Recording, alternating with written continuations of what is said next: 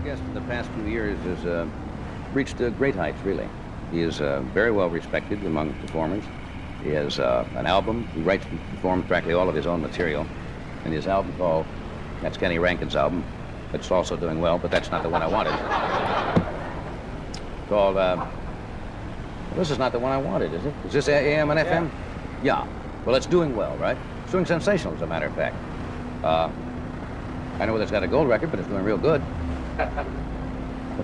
It's a silver record or something, isn't it? Let's get him out here and let's find out. Would you welcome George Carlin?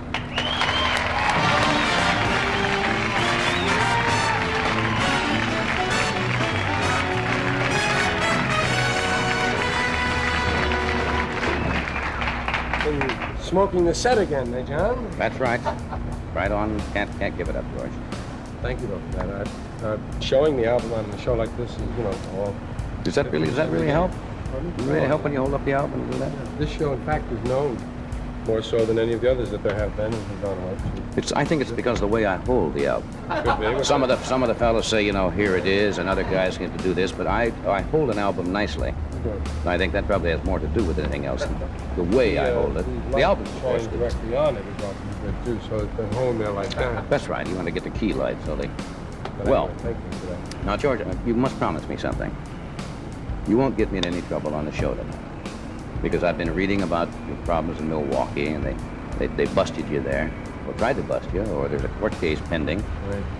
Because, and I don't want to jeopardize the case, so I have to be careful the words I use, I guess. Right. You allegedly, let me put it that way, used some words in your act which brought about a bust, saying that you were, what was the technical language in the... Oh, it was disorderly conduct - profanity, as opposed, I guess, to disorderly conduct drunk, disorderly conduct something else. The state didn't want to have anything to do with it. Mm-hmm. They didn't want to prosecute it because you're covered by the First Amendment and freedom of speech. The city did, however, follow. There was one policeman at this summer fair. There were about anywhere from 35 to 55,000 people present. It's a piece of material, quote unquote, that I've done everywhere. No, I'm familiar with it. I know the material. At good places, at bad places, at colleges, at religious colleges. And it's about the 7 words you can't say on television, right. Which list I have amended since then. Folks have been reminding me of others. And, their own little words that they have. It's up to about 11 now, but the point is it's a satirical look at language taboo. Right. And I use the words, of course. Basically, the words are having to do with various usually terms, euphemistic terms for sexual intercourse or certain objects or parts of the body, and etc. That's right. Basically what it is. Which everybody uses, more or less. I shouldn't say everybody. Now I'll probably get letters saying, we never use that language. Or we're endorsing it. I told the policeman that night, our fighting men have used these words for years and years. And when they stop using them, they ain't fighting. You mentioned now the First Amendment. I don't mean to jump in on you about, which gives you the right. The First Amendment, though, does not give you the right to yell fire in a crowded theater. I do not. Yeah, but I'm saying, when you say that, I'm not saying that you did. I'm only saying that when people say freedom, there are certain... You can't slander anyone. You can't libel anyone. And if I were to use those words at someone in the audience to arouse them, that would be another story. But there have been, I'm told, reversals by the Supreme Court recently on convictions where people were merely running in the street yelling these words, or wearing a shirt with the word on it in a courtroom. Now, certainly if those things were reversed, a performer should be protected by the First Amendment if he's in the pursuit of art or satire or whatever it is. And I expect to be upheld, I hope. What do you think it is that gets people so absolutely maniacal, and that's almost the word in certain fringes, when they hear these words, which have been around long before we were around? But what do you think it is? Do you think it's puritanical upbringing? Do you think it's... It's habit, I think. We've all agreed these will be the ones that are no good. Good bunch over there, 400,000 words in the language, and there's about 9 or 10 that are no good. Over there, we'll say them sometimes. Certain guys will say them to each other in certain conditions. No just yelling them out. No saying them on the panel. No, are there places where you wouldn't use those words? Absolutely. Because a word can be offensive in the context of a sentence, or in the context of your mood. If you're a little mad and you don't want to really hurt or scare, you might choose milder words and show your madness with your face. Mm-hmm. If you're just kidding around and your face is relaxed and so forth, you can say a word that won't have the same emotional impact, same word. Yeah, that's true. They've done surveys on it. It's amazing what gets people uptight. Certain words bother certain people. In other words, they don't think. Those people say, well, that doesn't bother me. But it's always the people who make the case saying they're out to protect somebody else's morals, never their own. They seem to be all right, at least the people who criticize that and say, well, I'm not worried for myself. But it's these other poor slobs. Well, I'm going to make sure I see the movie to make sure. That's right. That is a terrible picture. We can follow up a little bit on that. We'll be right back after this message. George, do you think the time will ever come where you can walk out on a show like this show and do the routine that you do now, privately in club? Strange enough, the same people who would come here, come to Las Vegas, or they would go to see a concert performance, and I've seen them sit through material, and they laugh, and they have a good time, and they don't seem to be offended. Why is it? What is there about this medium that offends? They have no control? I mean, they do. They can turn it off. Well, it's like a member of your family, the television said, really. It's in the home. Almost anyone can pass by and hear it. And as long as commercial television is paid for by private interest and regulated by the government, there'll be a problem with that kind of language freedom. Although, even at the edges, there's a little opening up now with milder words, with milder attitudes, with subject matter. It's slowly expanding as the society relaxes a little bit with things. And I just don't think it can ever come to that point until we eliminate the fear of words altogether. Right. What would you like to go out and address the people on tonight? Would you like to... Try to avoid the big seven. What? The big seven.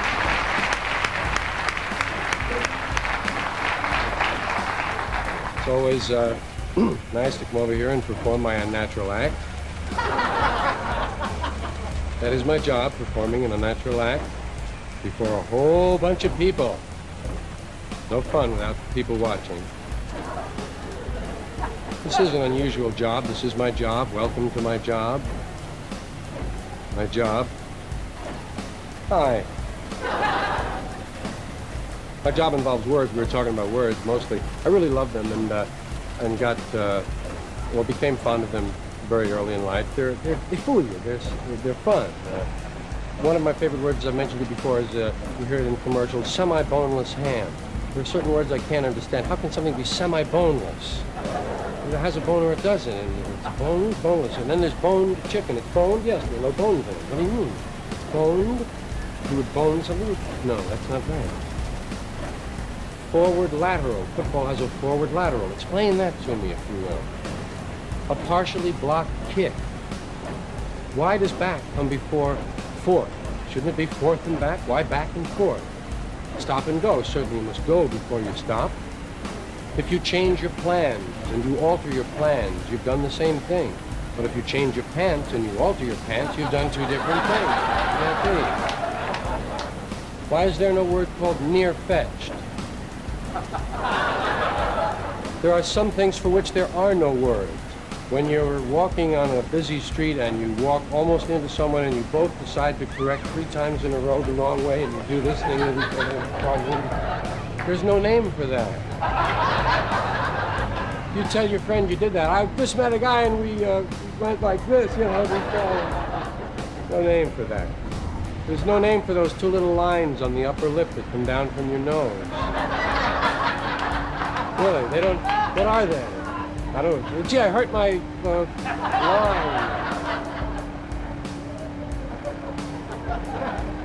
And the value of words, the emotional value that changes as you grow up. Remember when you were a kid, the word trouble, what it meant? Oh, I'm in trouble. You're in trouble. I'm in trouble. And right after that would come, remember the word please, when you really meant it? Not please pass the salt, but please. Oh, please. Please, no, please. No, please. Oh, please. Let me go. Please. Please, man. Please, man. Please, man. Please, man. And that's where that came from. I love the coincidence of words, too. And just one more chance. Just give me one more chance. Words you used, words they used to you when you were a kid that you never hear when you grow up. Remember, like, get down off there, you'll break your neck. No one ever says you'll break your neck. No one ever broke their neck when you were a kid. You never heard of that kid broke his leg, broke his arm, and break your neck. Put down that stick, you'll put somebody's eye out with that. Never heard of a guy who had his eye put out with a stick. You'll get pneumonia. Don't pick at it. In or out, in or out. Come on. Yeah. So anyway, then you have, oh, by the way, one thing, if you're a fan of your childhood, when you go back to the house where you grew up, after you've walked around a little in the house as an adult, walk around at the height you used to walk around when you were a kid. And all of those sense memories will come back to you. You wouldn't have seen. You'd look at the windowsill and, oh, yeah. Oh. And the paint was cracking. This was a river, right? Oh, yeah. Really great fun. Names are another kind of word. I've often mentioned to you that when I'm in a bus depot or a train station, I can never eat in the dining room because it's usually called terminal diner or terminal lunch. The name George is a hard name to grow up with. Everyone's always singing that dumb song to you. Georgie Porgy. No other guy's name, no other person's name had a dumb song all the time. 37 times a day. Georgie Porgy pudding pie, kissed the girls and made them cry. What do you mean, made them cry? Why would they cry, man? When the boys come out to play, Georgie Porgy ran away. Whoa, man. George, let George do it. All those dopes in the commercials, ring around, George. Bad name, you have to grow away from it.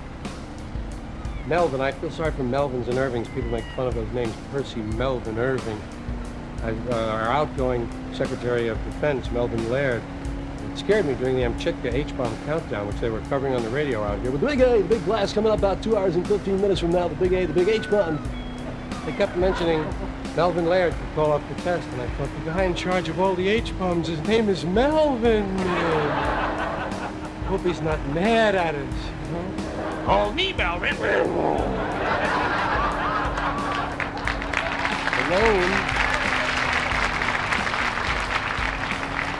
The name that was most used in history has to have been Jesus' name, Jesus Christ. It wasn't really a first and last name situation. We treat it that way, Jesus Christ. It sounds like that. Harry Anderson, Bill Willman, Jesus Christ. It just seems that way. And I often wonder if he had had a different last name. Another Jewish name, Bloom. If he had been Jesus Bloom, how different things would have been. First of all, Christians would have been bloomers. Really. And people wouldn't have taken him seriously. You know, one of the bloomers are here. Get the bloomers out of here. You'd have Texas Bloomer University and Young Men's Bloomer Association. And in August, people would say, Bloom, it's hot. One time you think. I'm just about out of words now for the moment. I have only 7 left. You know them. I can't say them, but you all know what they are, and at home you can think about them.